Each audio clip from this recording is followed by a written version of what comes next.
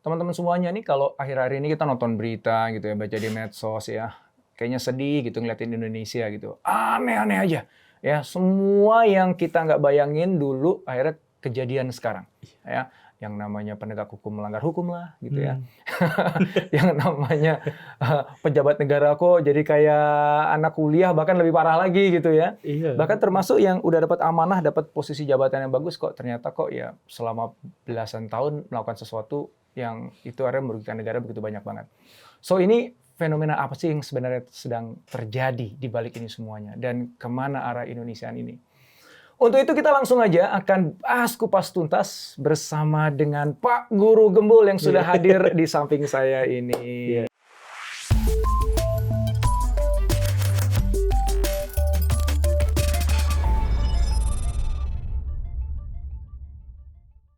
Assalamualaikum Pak Guru. Waalaikumsalam warahmatullahi wabarakatuh. Makasih banget jauh-jauh dari Bandung main ke sini. Iya, saya Ya, ngefans sama Bapak tuh. Masya Allah. Enggak lah, kebalik lah. Saya tuh hobi banget nih. Dan 2 hari sekali ternyata ya bikin kontennya ya. Iya, 2 hari sekali. Aduh, bener-bener deh. Karena kalau kontennya Pak Guru ini nggak lurus. Nah, maksudnya tahu apa tuh nggak lurus ya? Iya. Lurus tuh maksudnya gue bisa tebak. Oh, Wah, gitu. ini bakalan di sini. Ini Anda kayak bajai. Jadi tiba-tiba belok aja nggak pakai sen.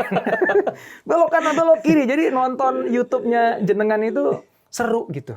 Ya, dan dari ujung eksplorasi kanan kiri itu selalu ada hikmah di baliknya. Nah, Semoga amin. itu yang penting itu. So, makasih sudah mewarnai jagat internet Indonesia Iya. dengan konten yang berfaedah, Pak Guru. Dan semoga kontroversi yang akhirnya muncul pun itu hanya sekedar riak dari konstruksi yang sesungguhnya ingin Masya ada. Allah. Amin, semoga berharap Amin. seperti Dan itu. kadang-kadang emang harus gitu. Harus dibuat rame dulu supaya orang perhatian, sehingga Iya. orang belajar dari situ. Iya, Kalau nggak amin. dibuat rame, orang nggak perhatian, nggak ada yang belajar. Gitu ya, Iya. Pak Guru ya? Dan apa yang terjadi di Indonesia, baik itu isunya, sentimennya, tendensinya, itu juga kan berlakunya dan dampaknya terhadap ekonomi Indonesia.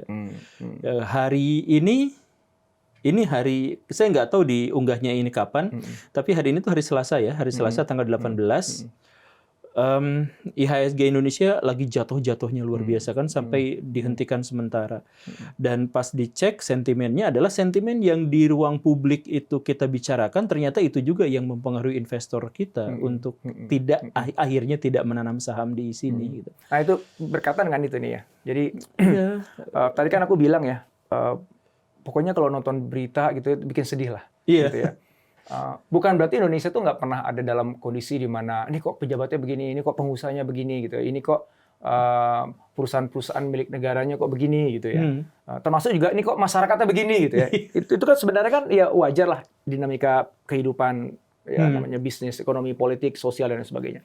Tapi yang menarik itu seolah-olah tuh kejadian di dalam waktu yang sama. Gitu. Iya. Itu yang ngebuat akhirnya kan kita jadi kagok gitu. Dan bahkan akhirnya muncul kekecewaan dan apatisme sehingga muncul hashtag kabur aja dulu. Yeah. Ya, betul ya, Indonesia gelap gitu ya. Nah ini kalau dalam perspektif Pak Guru nih ya, yang mengamati kehidupan masyarakat sosial juga dari multi perspektif ya. Itu sebenarnya apa sih underlying issue yang akhirnya ngebuat ini tuh kayaknya meledak almost at the same time. Istilah kabur aja dulu yang kemudian menjadi hashtag itu kan sebenarnya adalah istilah yang muncul karena beberapa sebab, dan beberapa sebab itu mengarah pada satu pihak yang sama, tenaga kerja di Indonesia. Jadi serangannya itu ke sana. Jadi misalkan manufaktur Indonesia itu kacau, hancur luar biasa, babak belur. Kita mengetahui misalkan di awal reformasi itu manufaktur Indonesia itu sampai 48%. Kemarin tahun 2023 itu hanya sekitar 20%-an, turun setengahnya atau lebih bawah daripada itu. Itu berarti apa? Berarti sektor-sektor formal yang biasa menyerap lapangan pekerjaan itu sekarang berhenti untuk menyerap lapangan pekerjaan. Kemudian kita juga misalkan mengetahui di awal masa pemerintahan Pak Jokowi dan akhir masa pemerintahan Pak SBY itu pemerintah itu sanggup untuk menyedot lapangan pekerjaan di sektor formal itu mencapai 8 juta orang, tapi pas akhir hanya 2 juta orang, dan dari 2 juta orang yang bisa diserap di sektor formal itu yang mahasiswa itu gak sampai 1 juta lulusan mahasiswa, padahal mahasiswa menghasilkan lulusan mahasiswa per tahun kita itu sekitar 7 sampai 8 juta, tapi yang diserap di sektor formal itu hanya kurang dari 1/7-nya, 1/8-nya. Hmm. Nah, coba dengan hitungan-hitungan seperti ini, itu mengarahnya kepada tenaga kerja. Semuanya ke tenaga kerja.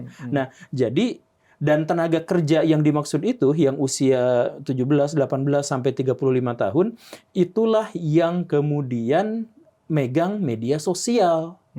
Jadi keluhan mereka ketika saya dipecat, saya di PHK, pabrik saya digeruduk sama ormas, kemudian saya udah berharap investasi ke sini tapi ternyata gagal dan sebagainya, itu serangan kepada orang-orang yang megang medsos. Jadi semuanya terkesan kok semuanya ke sini, ya karena peradaban digerakkan oleh ekonomi dan ekonomi digerakkan oleh tenaga kerja. Tenaga kerja di zaman sekarang di Indonesia megang medsos. Jadi mereka megang semuanya itu dan akhirnya sekarang kita menghela nafas, kenapa semuanya mengarah ke sini di waktu yang bersamaan? Ya iya, istilah kabur aja dulu tuh bukan mereka tahu bahwa di luar negeri itu baik, tapi mereka tahu bahwa di dalam negeri itu busuk. Kita ingin mendapatkan lapangan pekerjaan. Saya ingin mendapatkan lapangan pekerjaan karena itu saya kuliah sehebat-hebatnya, sebaik-baiknya. Tapi nilai saya akan dikalahkan sama orang yang nyontek. Kemudian bahkan ketika saya berhasil mengalahkan nilai orang-orang yang nyontek, nanti saya lulus dikalahkan sama anak-anak dari politisi. Saya berhasil mengalahkan mereka, katakanlah sampai berdarah-darah segala rupa. Ketika saya ngelamar kerjaan, saya dikalahin sama orang dalam juga. Ketika saya masuk mengalahkan orang-orang dalam dengan prestasi yang gilang gemilang, saya dimutasikan atau dipaksa untuk resign. Bukan dipecat, tapi resign terpaksa. Itu kan udah beda cerita kan. Udah segala rupa saya coba untuk masuk ke sini, tetap saya digeser lagi, dikalahkan lagi, digusur lagi. Jadi kemudian saya berpikir, saya sebagai angkatan muda, angkatan kerja di Indonesia, apakah saya harus cari jalan curang untuk bisa mendapatkan pekerjaan? Jadi untuk dapat kerjaannya aja susah, berlapis-lapis harus melawan orang dalam, melawan orang yang nyuap, melawan apa segala rupa. Pas sudah masuk ke sektor kerjaan, katakanlah formal, katakanlah pabrik. Berapa UMR kita? UMR kita 5 juta. 5 juta UMR itu adalah, sedangkan pengeluaran per bulan per orang di Jakarta idealnya itu setidaknya adalah 15 juta rupiah. Pengeluaran ideal 15 juta rupiah per orang per bulan, sedangkan kita dapat UMR itu 5 juta per orang per keluarga. Jadi hitungannya 1 berbanding 10. Jadi tingkat kesejahteraan minimum kita itu adalah 10 kali lipat dari apa yang bisa digapai oleh UMR kita. Kalau dapat kerja, faktanya adalah untuk dapat kerja di sektor formal itu susah. Kita masuk ke sektor informal. Dan sebenarnya bukan hanya sektor informal, sektor ilegal kita masuk ke situ. Dan bagian terbesar untuk menyuplai dan menunjang kehidupan kita itu adalah sektor ilegal. Jadi misalkan, gimana caranya agar masyarakat Indonesia itu bisa makan dari ongkos harusnya 15 juta rupiah per bulan per orang, tapi bisa dicukupi dari 5 juta per orang per keluarga. Per bulan per keluarga. Gimana caranya? Kita menghabiskan ekonomi kita itu berputar di sektor-sektor yang tidak kena pajak, sektor-sektor yang informal. Kayak misalkan, mohon maaf, sederhananya ginilah. Kalau kita jual gorengan, itu kita nggak pernah izin BPOM. Kita langsung aja bikin lapak dagangan kita itu di trotoar jalan. Itu kan? Dari 2 hal itu aja, itu sebenarnya sudah melanggar peraturan. Tapi kita lakukan itu demi apa? Demi hidup. Dan masyarakat itu di Indonesia hidup dengan cara seperti itu karena kita tidak bisa menggapai kerjaan-kerjaan yang lebih formal. Gitu. Jadi BPOM kita enggak, terus kita minyak goreng yang sampai hitam apa segala rupa, itulah makanan kita. Kita misalkan untuk bisa hidup makan bakso. Baksonya di Indonesia itu sangat murah. Di dekat rumah saya itu ada 10.000, 15.000 bisa dapat. Tapi ternyata apa? Kecapnya bukan kecap beneran, tapi gula diwarnain. Yang tentu saja tidak izin BPOM sebenarnya. Atau misalkan sausnya itu adalah saus yang sebenarnya terdiri dari bahan campuran apa-apa yang warnanya itu terlalu pekat dan sebagainya. Baksonya juga sebenarnya ada banyak sekali. Itulah cara masyarakat kita hidup, yaitu apa? Cara yang tidak ideal dan bagian terbesarnya adalah ilegal. Nah, situasi itu memang wajar kalau kemudian memicu apatisme ya. Sehingga akhirnya muncul kabur aja dulu tadi itu ya. Iya. Namun kalau kita lihat dari perspektif yang lain, situasi itu sebenarnya tidak unik di tahun ini aja, gitu. Bahkan juga mungkin tidak unik di negara kita aja, gitu. Fase-fase di mana kita sangat sulit untuk mencari pekerjaan, gitu ya. Apalagi misalnya zaman krisis moneter gitu misalnya. Karena dulu waktu pas saya lulus kuliah itu tuh like krisis moneter tuh. Jadi saya cari kerjaan tuh susah banget. Jadi saya serabutan aja. Oh, Bapak angkatan segitu. Krisis moneter 1 saya. Jadi padahal udah bawa ijazah dari Melbourne University loh, dengan nilai yang nggak jelek lah ya. Gitu. Cari kerjaan susah juga, kemana-mana ngirim nggak pernah diterima kemana-mana gitu ya. Oke, mungkin itu nggak apple to apple. Tapi yang saya ingin maksud adalah gini, entirely secara keseluruhan kita menyalahkan keadaan yang manufacturing kita berkurang hampir separuhnya gitu ya dan lain sebagainya. Itu menjadi permasalahan utama yang ngebuat akhirnya orang semuanya berlomba-lomba untuk nulis di media sosial kekecewaannya dan akhirnya gelap Indonesia dan juga kabur aja dulu itu, apakah itu terjustifikasi gitu? Jangan-jangan misalnya begini ya, kalau misalnya kita lihat nih, saya coba ngajak supaya kita diskusinya lebih seru nih lihat dari angle yang berbeda gitu ya. Jangan-jangan itu sebenarnya ya betul itu jeritan hati orang yang teramplifikasi di media sosial. Gitu. Yeah, yang punya medsos. Tapi bukan berarti itu menjustifikasi bahwa itu memang the actual alasan sehingga kemudian kita itu yang problemnya berarti bukan di tenaga kerjanya, problemnya berarti emang negaranya memang begini nih. Ya pemerintahnya begini nih, industrinya begini nih, maka wajar dong mereka kayak gitu kan. Seolah-olah jadi kan dudukannya seperti itu kan. Mereka ini purely jadi victim, jadi korban gitu ya. Padahal kalau misal kita lihat dari sudut pandang yang berbeda, kita pernah dalam situasi yang bisa jadi lebih sulit dibandingkan itu ya. Ya ada resesi ekonomi yang benar-benar resesi gitu ya. Ada nilai rupiah yang pada saat itu tiba-tiba blok habis gitu. Ya. Benar-benar nggak punya nilainya pada saat itu gitu. Tiba-tiba kerjaan semuanya hilang gitu. And yet hashtag itu nggak muncul, mungkin di zamannya belum ada medsos kali ya. Betul. Tapi kita bisa lihat di media yang lain lah, bentuknya yang lain gitu. Betul. Dan kita tahu bahwa balance dalam dunia ini ya di semua sektor ya, politik, ekonomi dan sebagainya, sosial gitu.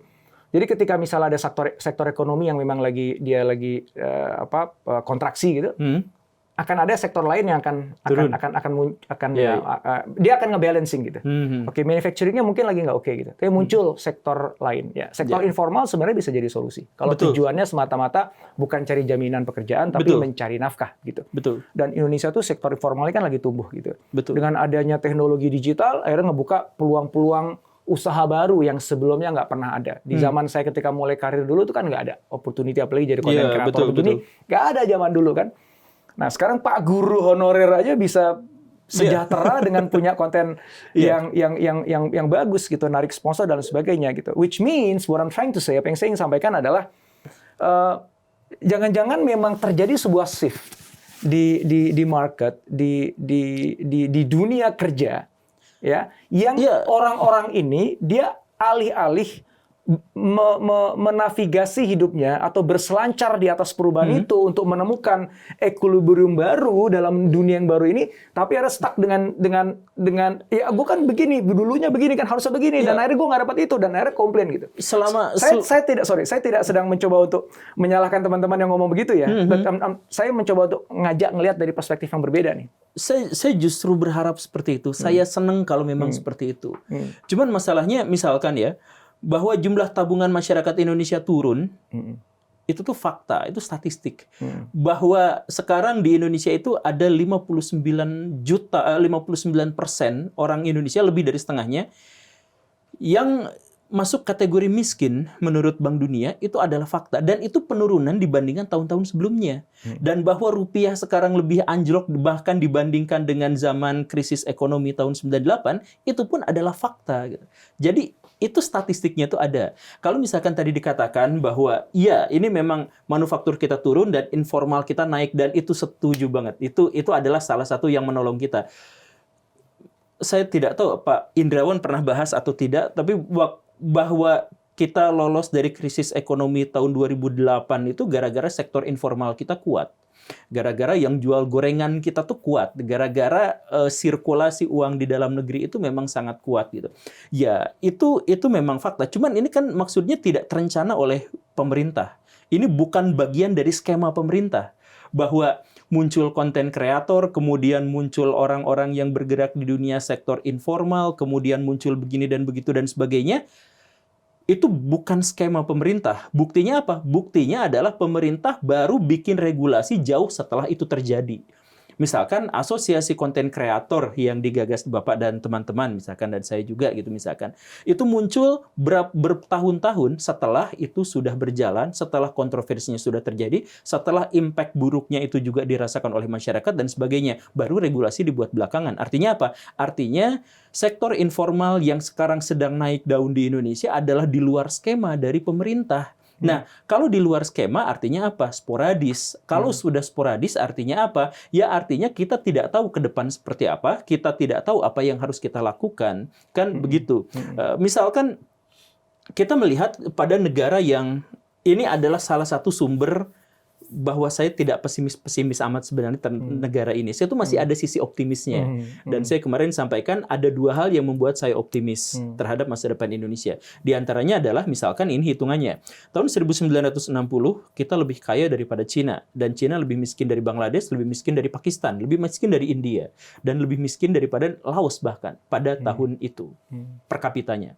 Tapi kemudian di tahun 80-an mereka mulai bangkit. Kita masih mentertawakan mereka sebagai negara yang kaya akan polusi, kaya akan produk bajakan, bahwa mereka itu menghantam dan menghancurkan rakyatnya sendiri, bahwa mereka sangat tidak demokratis. Kita masih mentertawakan mereka. Lalu 20 tahun kemudian, sekarang, katakanlah ya, tahun 2020, mereka bukan hanya mentertawakan kita, mereka bahkan tidak mentertawakan kita. Mereka mentertawakan Amerika Serikat, Cina sekarang itu dengan berbagai lompatan-lompatan yang luar biasanya. Nah, saya mulai berpikir bahwa kalau misalkan Cina bisa berbalik dari tahun 2000-an itu kita tertawakan sebagai negara yang benar-benar aneh dan kemudian 20 tahun kemudian mereka mentertawakan Amerika Serikat, bisakah Indonesia juga bangkit dengan cara seperti itu? Itu mungkin saja.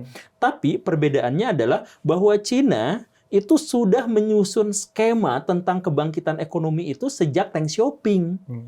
Mereka memikirkan apa yang terjadi di zaman Xi Jinping itu sejak beres mau cetung gitu. Mereka ada skemanya jelas. Nah, sedangkan kita perkembangan ekonomi sekarang itu nampaknya tidak ada skemanya. Selain yang sektor informal tadi yang regulasinya baru muncul belakangan itu, kita juga bisa melihat misalkan dari tumbuh kembangnya sektor-sektor berbasis sumber daya alam. Itu kita naik lagi. Jadi, kalau misalkan dalam skema yang umum kita ketahui, kan sebenarnya adalah, jadi sebuah negara itu, kalau misalkan masih baru, dia akan mengandalkan sumber daya alam. Ketika dia sudah maju sedikit, dia manufaktur. Setelah maju lebih tinggi lagi, dia akan main jasa. Kemudian main yang lebih besar lagi, misalkan teknologi dan seterusnya. Itu skemanya kan biasanya di seluruh dunia seperti itu. Nah, Indonesia itu unik. Pertumbuhan ekonomi Indonesia itu terjaga di atas 5% setahun. Tapi yang terjadi itu adalah manufaktur awalnya luar biasa, kemudian turun, tapi turunnya ke sumber daya alam lagi. Nah, ini yang anehnya itu. Seharusnya kalau sudah manufaktur, level berikutnya yang tadi Bapak sebutkan, manufaktur oke lah turun, nggak apa-apa, tapi jasa naik.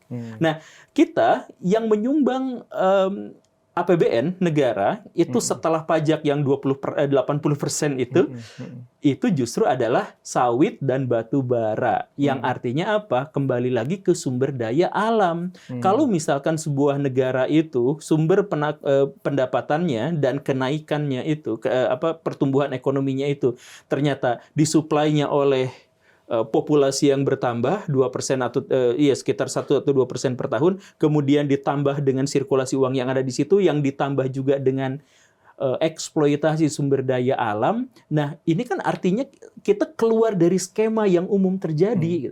Nah, kalau misalkan sumber daya alam nanti kita sudah tidak dibutuhkan lagi, karena misalkan kita kemarin aja berantem sama Uni Eropa, kita berantem sama Amerika Serikat, kita berantem sama negara-negara yang pro terhadap ekonomi biru, ekonomi hijau. Kita berantem sama mereka kan kemarin itu.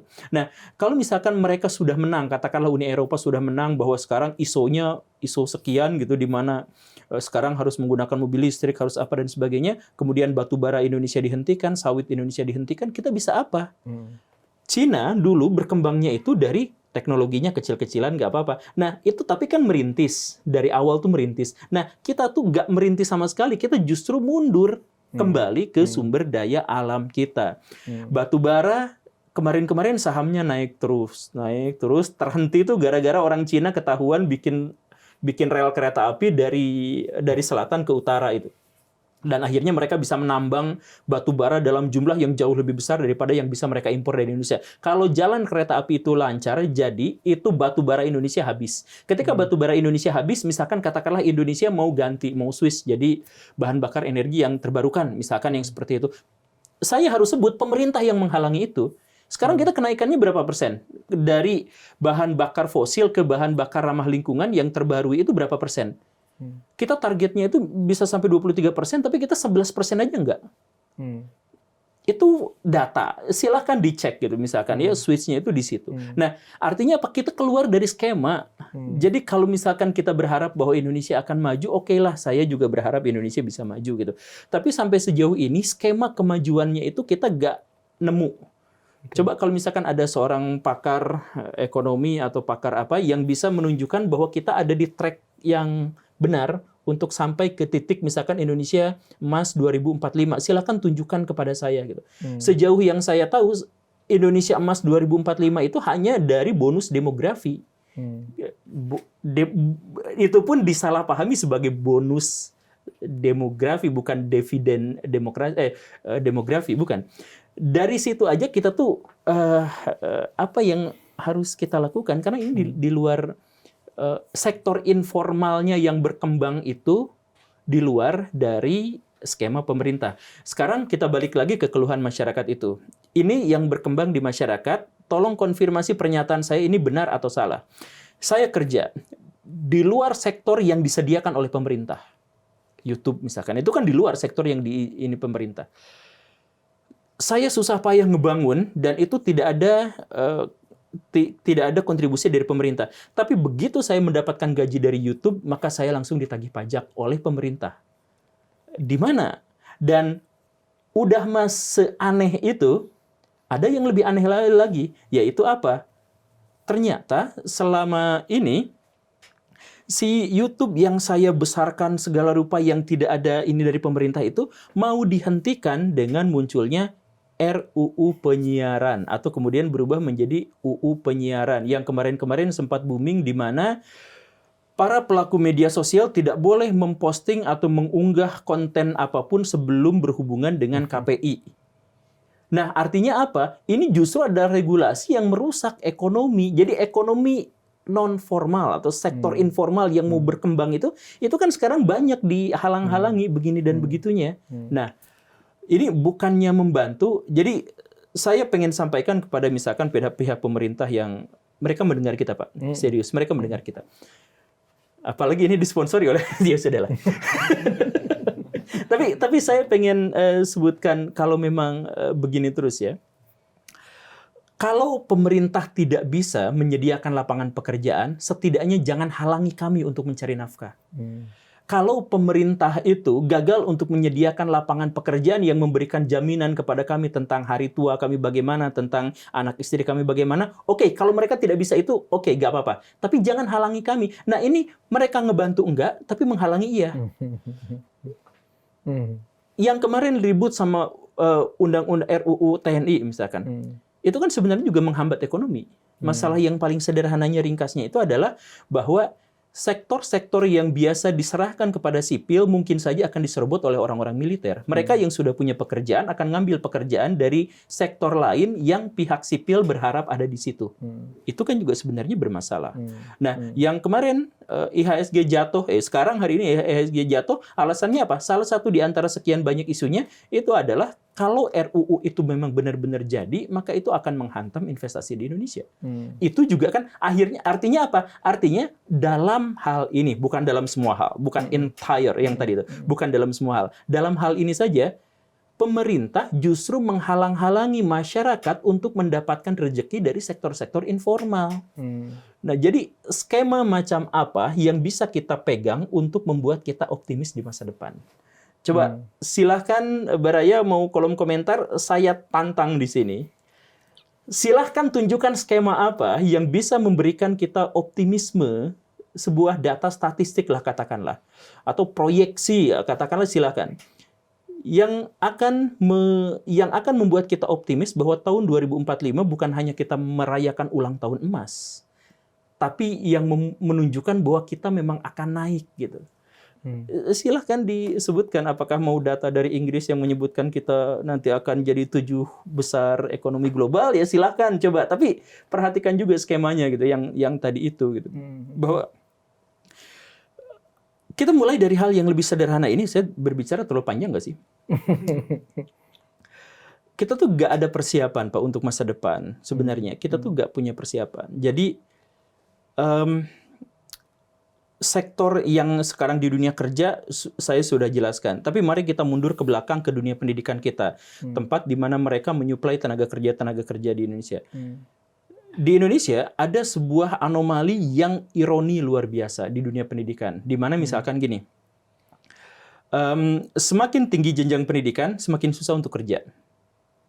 Semakin kita masuk ke sekolah-sekolah yang berhubungan dengan ketenaga kerjaan, semakin susah kita kerja. Jadi misalkan lulusan SMA itu lebih mungkin diterima di lapangan pekerjaan daripada lulusan SMK. Itu data, fakta, itu bisa dilihat. Nah, jadi semakin kita lulus universitas, gitu, semakin tinggi jenjang pendidikan kita, justru semakin berat tantangan kita untuk mendapatkan pekerjaan. Jadi ojol-ojol itu tuh lebih banyaknya adalah mahasiswa, dan itu juga adalah nyata. Gitu. Nah, jadi bukti bahwa kita sekarang ada di luar skema, bahwa kita di luar perencanaan dan sebagainya adalah bahwa di dunia pendidikan untuk melahirkan tenaga kerja kita pun itu nggak nyambung. Bahwa misalkan dalam 5 tahun ke depan, ya Bapak sudah bahas sering, disrupsi besar-besaran di dunia ketenaga kerjaan, di mana otomasi nanti akan mengambil alih, di mana nanti komputerisasi itu mengambil alih, kemudian nanti AI juga mengambil alih dan sebagainya, maka seharusnya yang berkembang di dunia pendidikan di Indonesia itu adalah pendidikan berbasis pada AI, pendidikan main coding-codingan, pendidikan itu berhubungan dengan masa depan, berhubungan dengan AI dan sebagainya. Tapi pendidikan di Indonesia pada faktanya sekarang, guru-guru masih mengatakan belajar kok dari Google. Masih sebatas itu. Masih sangat feodal. Jadi guru sekarang ditempatkan bersaing dan berbenturan dengan Google. Karena menganggap bahwa dirinya sumber informasi dan Google juga sumber informasi. Kemudian belajar kok dari Google. Ya harusnya itu masih banyak di kita itu. Jadi jangankan kita belajar AI. Saya kemarin datang ke Tegal atau Brebes, Tegal kalau nggak salah. Di sana itu SMK yang menyediakan animasi atau yang berhubungan dengan AI cuma 1. Sekota kabupaten, segede gitunya. Cuma 1. Nah, kemudian saya cari-cari yang lain, sedikit, hampir tidak ada gitu. Makanya ya saya dengan teman-teman di Malang tuh kita mau bikin pesantren AI gitu. Jadi pesantren tapi bayarnya jadi gratis semuanya, tapi mereka harus jadi tenaga kerja untuk sama-sama mengembangkan AI di sana gitu. Kita targetnya ke sana. Karena nggak ada gitu.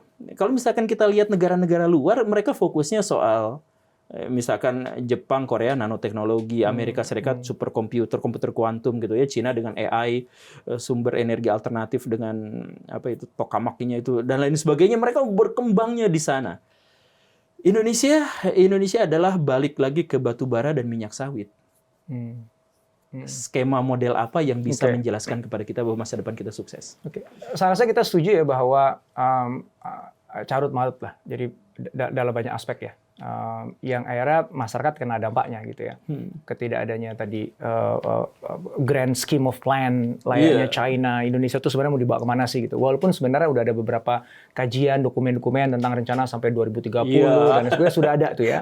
Cuman sejauh mana itu benar-benar masih relevan sekarang, sejauh mana itu benar-benar diimplementasikan, ditegakkan. Nah, itu informasi yang itu kan yang kita target 23% energi terbarukan sekarang hanya 11%, itu juga kan skemanya ada mereka, tapi kan 23%, sekarang hanya 11%, itu kan skemanya ada, cuman jauh Pak, jauh. So, saya rasa bukan cuma kita doang aja yang punya pemikiran bahwa peran pemerintah untuk bisa secara serius nata negeri ini, membuat perencanaan yang matang ke depan dengan step-step yang jelas, kemudian ngebangun semua infrastruktur baik yang itu hard infrastructure ataupun yang soft infrastructure seperti kebijakan dan sebagainya untuk mengarah ke sana, seperti kisah China tadi itu ya, itu saya rasa sih semua orang pengennya begitu. Kita berharap Indonesia juga bisa melakukan itu dengan semua kompleksitasnya. Yeah. Kita bilang bahwa Indonesia kan susah, ada 17.600 pulau dengan sekian suku bangsa agama gitu kan, dengan jumlah rakyat yang sekian banyak. China juga kan kurang apa banyaknya gitu ya, dan diskrepansi antar penghasilan pendidikan juga kan pada saat itu kan juga jauh sekali kan. Jadi kalau China bisa, mestinya kita bisa dong kan, harusnya kan kayak gitu ya. Kita berangkatnya seperti itu. Namun katakanlah misalnya beginilah, kalau kita terus berharap pemerintah yang kemudian menyelamatkan kita semuanya dan memastikan bahwa Indonesia baik-baik saja sampai nanti 2045, mungkin nanti kita akan stres sendiri gitu. Betul. Karena betul ya sekali. berita yang kita dengar, yang kita baca setiap hari itu juga kan menegasikan itu seolah-olah kan gitu kan. So jangan-jangan memang kekuatannya kita di Indonesia adalah kekuatan rakyatnya gitu. Ya, kekuatan rakyat yang membuat perubahan positif bagi lingkungannya. Yang menyelamatkan krisis ekonomi adalah orang-orang yang ada di bawah rakyat waktu pas pandemi juga kan. Betul. Sektor informal juga yang ngebuat ekonomi tetap muter dan lain sebagainya gitu. So dalam perspektif Pak Guru nih, ya apa yang bisa dilakukan ya, oleh kita sebagai rakyat ya.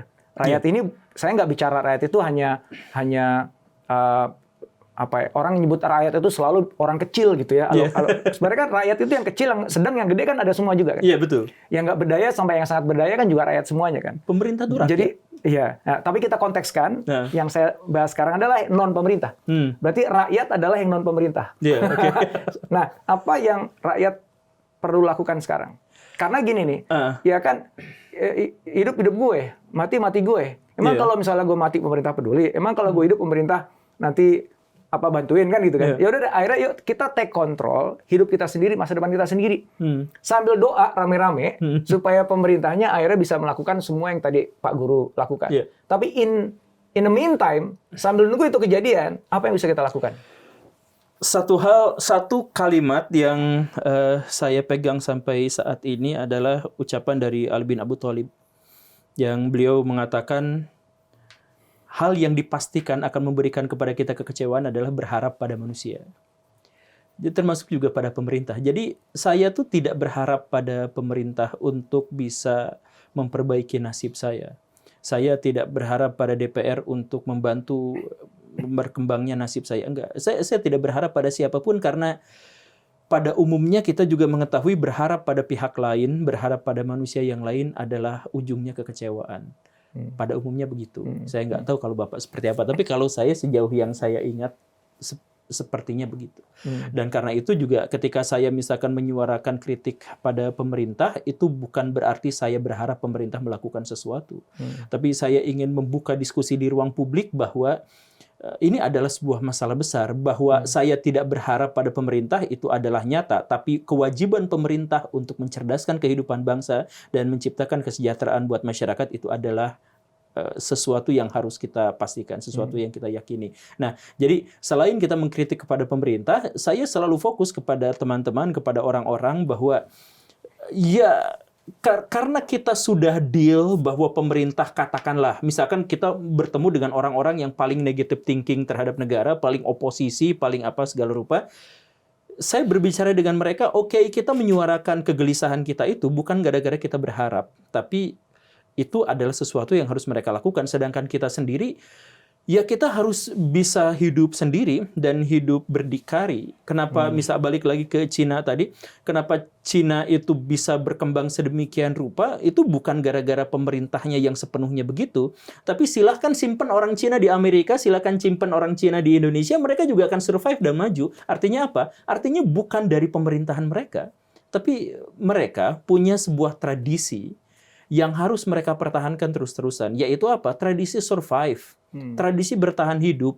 Orang-orang paling kaya di Indonesia, 10 diantaranya katakanlah adalah orang Cina. Lihat, banyak di antara mereka yang mulainya dari nol, dari sopir angkot, dari pekerja-pekerja rendahan gitu. Tapi apa yang mereka lakukan, itu adalah mereka bisa survive di sana tanpa kemudian berpikir, ya saya mah sebagai fakir miskin, sebagai orang kecil. Mereka nggak pernah mengeluh yang seperti itu. Jadi, salah satu masalah utama dari bangsa Indonesia yang harus diperbaiki itu adalah mental miskin. Jadi saya sering sampaikan ini dimanapun, dan ini juga adalah kritik terhadap media massa konvensional, media digital di Indonesia. Bapak, kemarin kan ada banjir di Bekasi.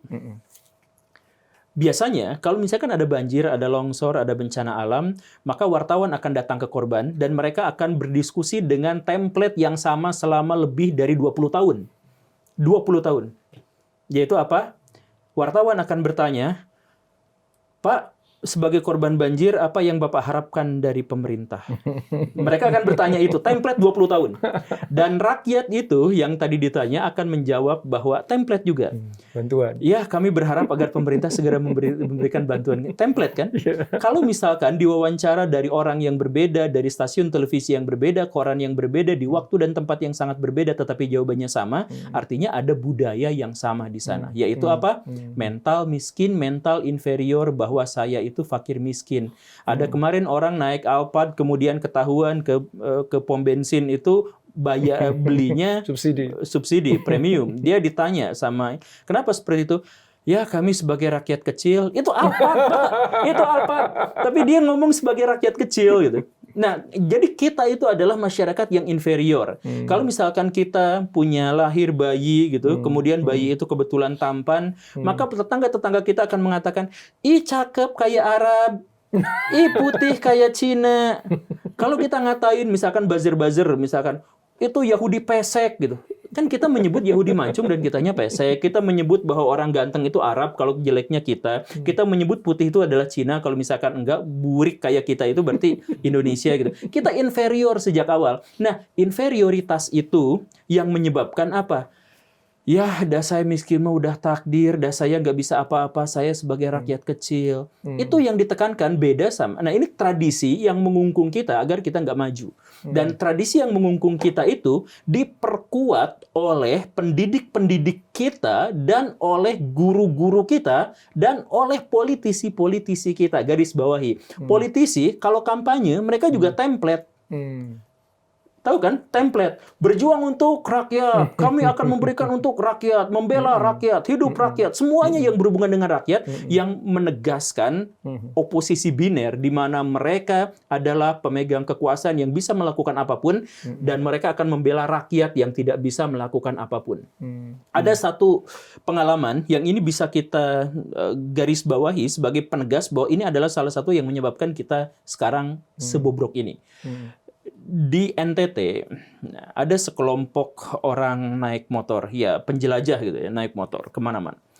Dia datang ke satu tempat di NTT, jauh sekali dari manapun. Untuk bersekolah, anak-anak itu harus melakukan perjalanan 2 jam jalan kaki tanpa alas kaki. Mereka punya sepatu, tapi sepatunya disimpan di tas. Begitu sampai di sekolah, baru mereka pasang sepatunya, karena medan yang begitu terjalnya. Kalau mereka pakai sepatu itu, maka mereka akan merusaknya dalam 2 hari. Jadi perjalanan 2 jam, pulang pergi 4 jam, hanya untuk ke sekolah. Melewati sungai yang ada buayanya. Udah luar biasa lah mereka. Tapi mereka itu tidak ngeluh. Jadi setiap jalan rusak, mereka gotong royong perbaiki. Ada rumah warga rusak, mereka perbaiki secara gotong royong. Ada jembatan rusak, mereka gotong royong memperbaiki. Lalu datanglah masa kampanye. Ketika masa kampanye itu, maka apa yang dikatakan si calon pimpinan daerahnya itu?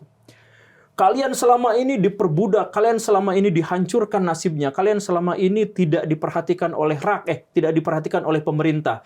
Maka pilih kami karena kami akan begini. Oke, mentalitas itu ditanamkan, disugestikan, diajarkan, disosialisasikan kepada masyarakat yang semula mandiri.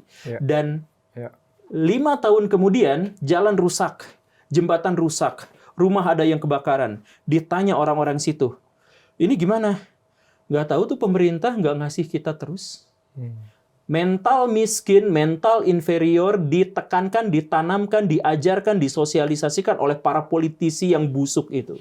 Mereka bukan hanya menghancurkan ekonomi kita, bukan hanya merusak regulasi dan peraturan kita, tapi mereka merusak mental masyarakat kita yang sebelumnya gotong royong, yang sebelumnya kuat secara kebudayaan, mereka rusak dan akhirnya rakyat kalau ada apa-apa ngemis pada pemerintah, memohon pada pemerintah dan nunggu partai politik mana yang membenarkan jalan saya baru saya pilih dia.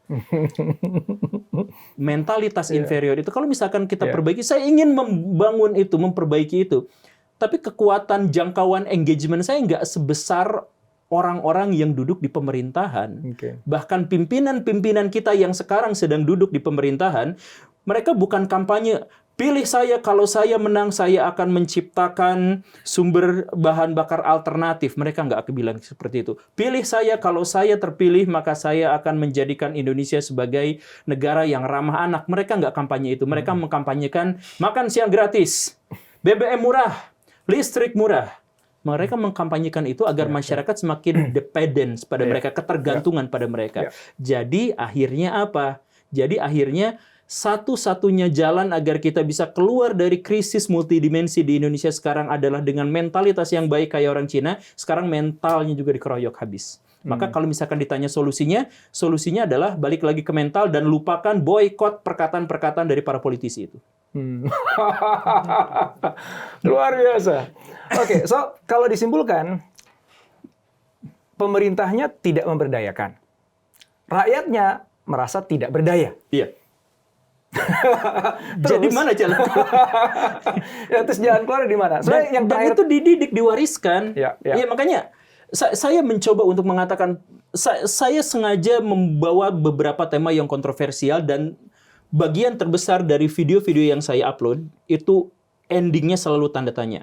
Bahkan hampir setiap video saya itu judul akhirnya itu tanda tanya, sebagian besarnya. Kenapa? Karena saya ingin menegaskan bahwa apa yang saya sampaikan adalah tanda tanya. Jadi, ayo kita diskusi. Tapi kebanyakan dari masyarakat kita, ketika kita berdebat, kita arahkan otoritas pendapat kita pada orang lain, pada itu. Kita tuh nggak percaya diri bahkan untuk menyuarakan pendapat. Saya ingin menyampaikan, kalau misalkan kita mau maju, kita mulai dari mentalitas yang superior. Untuk menjadi mentalitas superior, sampaikan pendapat yang bahkan pendapat itu kontroversial pun nggak apa-apa, sampaikan aja untuk menegaskan bahwa kita tuh adalah orang yang independen. Oke. Nah, sekarang ini nutup diskusi kita ya, tapi nggak terasa udah hampir 45 menit ini. Nah, ini mau 45 menit. Amazing. Kita dibungkam. Dibungkam oleh waktu ya, oleh durasi ya. Oleh durasi. Nanti kita sambung lagi, tenang aja ya, sambung lagi ya. So, mungkin kita bilang begini lah, oke lah, kita nggak berharap banyak kepada yang udah senior sekarang, tapi kita berharap banyak pada anak-anak muda, kan selalu begitu kan ya. Kita perspektifnya gitu. Jadi karena anak muda ini dia selain punya semangatnya, dia masih punya masa depannya, dan dia belum banyak yang bergantung pada dia gitu, sehingga dia masih bisa punya privilege untuk ada idealisme yang menggerakkan langkahnya gitu. So pesan apa nih Pak Guru nih sebagai guru dan juga sebagai konten kreator yang punya keresahan tadi kepada anak muda kita Indonesia, supaya mereka tadi itu nggak cuma ngeluh, nggak mengandalkan pemerintah atau pihak lain yang menyelamatkan dia, tapi justru mereka menjadi engine terkuat terbesar negeri ini untuk ngebangun masa depan Indonesia. Oke. Singkat, berarti ini adalah pesan untuk anak-anak muda kita. Pesannya adalah bereproduksilah dengan bertanggung jawab. Reproduksilah dengan bertanggung jawab. Kirain produksi ya, mikir untuk konten kreator. Maksudnya apa reproduksi dengan bertanggung jawab itu? Cari istri yang benar gitu maksudnya? Salah satu yang menghancurkan masa depan adalah generasi baru yang terabaikan. Sekarang, anak-anak muda kita, pacaran getol, mereka ngerti apa? Ketika udah pacaran, mereka ngomongin soal datang ke bioskop, bagaimana soal resepsi, bagaimana nanti tinggal di mana, dan sebagainya.